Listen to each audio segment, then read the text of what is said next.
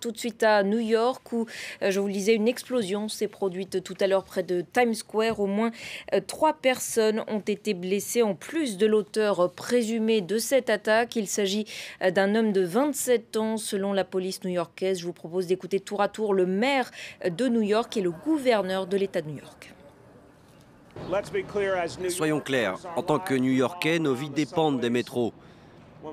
Quand on entend parler d'une attaque dans le métro, c'est terriblement perturbant. Soyons clairs sur la nature de cette attaque. Il s'agit bien d'une tentative d'attentat terroriste. Dieu merci, l'homme qui a perpétré cette attaque n'a pas atteint son objectif.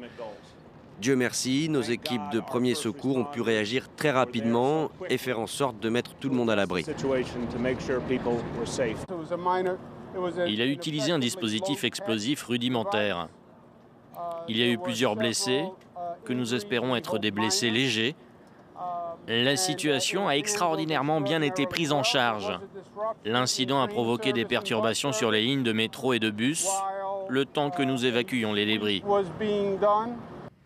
Et pour plus de détails, on rejoint notre correspondant à New York, Emmanuel Saint-Martin. Bonjour Emmanuel, que sait-on à ce stade des circonstances de cette attaque et de l'identité de l'homme qui a été arrêté ?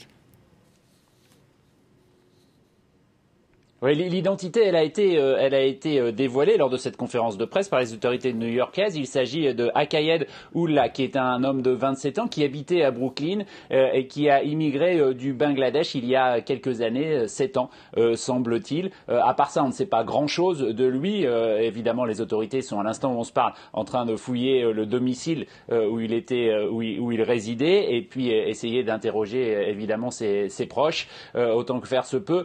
Sur les circonstances, eh bien, il semble que donc c'est cette bombe artisanale qu'il portait autour de lui comme une ceinture, et qui a explosé, semble-t-il, prématurément, en tout cas qui a mal fonctionné, puisqu'elle a blessé, mais elle a fait très peu, elle a blessé l'homme qui l'a porté, Akayed Ullah, il a lui été grièvement blessé, même s'il est conscient et même s'il est, semble-t-il, d'ores et déjà interrogé par les enquêteurs, mais autour, très peu de gens ont été blessés, 3 blessés légers, disent les autorités new-yorkaises, et là, eh bien, ça fait un peu figure de miracle, parce qu'on a vu des images qui ont été rendues publiques il y a quelques minutes, des images de vidéosurveillance de ce couloir du métro dans un endroit très très fréquenté, un lundi matin.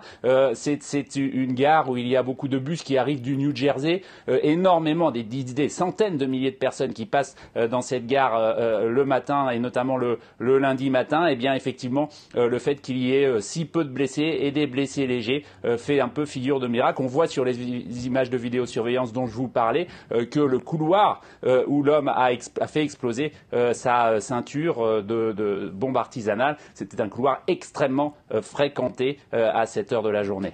Merci beaucoup Emmanuel.